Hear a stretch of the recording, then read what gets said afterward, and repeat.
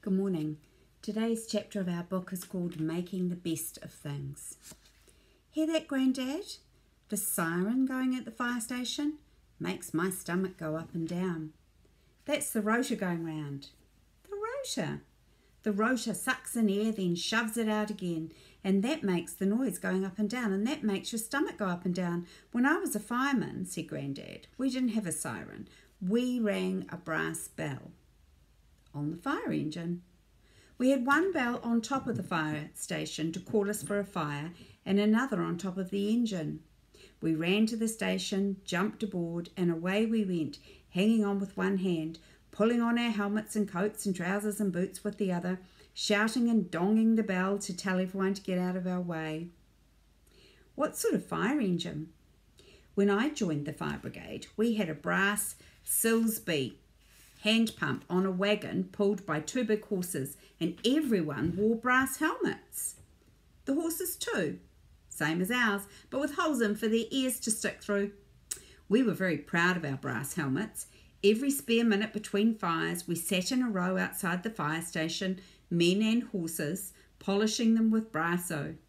We polished the bell and the brass pump on the engine and the big bell up on the top of the station roof. And the nozzle on the hose, that was brass and had to be polished too. And the buttons on our uniforms and the buckles on our belts. Gosh, it must have looked shiny. When we were galloping to a fire, the horses and the firemen all wearing their brass helmets, shouting, neighing, waving their axes, ringing the bell. People put their hands over their eyes and their fingers in their ears. Did the horses have axes too, Grandad? They wanted them, but horses don't wear belts.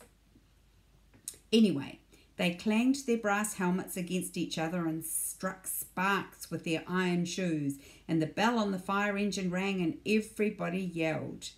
Putting out a fire was much more fun in those days. More fun? Well, that's what the firemen are there for, you know, to have fun. Did the horses have fun too? More fun than us. Did Granny know that you enjoyed putting out fires? Well, that was the trouble. What happened? She found out that we'd painted across the front of our fire engine. Huh? Grandad looked behind the big hydrangea. What did you paint across the front of your fire engine? He put his hand over his mouth and whispered, Hurrah!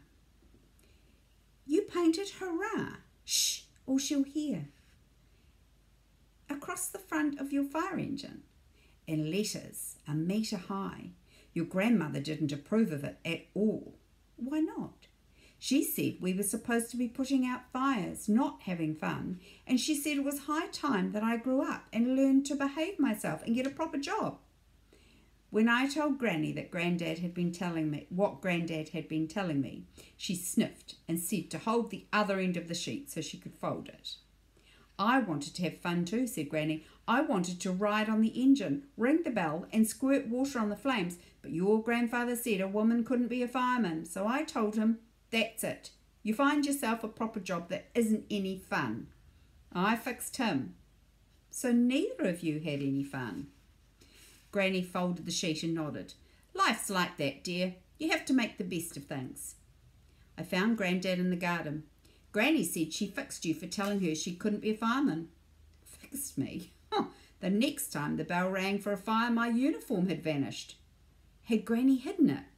She'd put it on and run down the road and jumped on the fire engine, yelling louder than anybody else. Well, they must have known it wasn't you. Well, with the brass helmet and the trousers and the jacket, she did look just like me.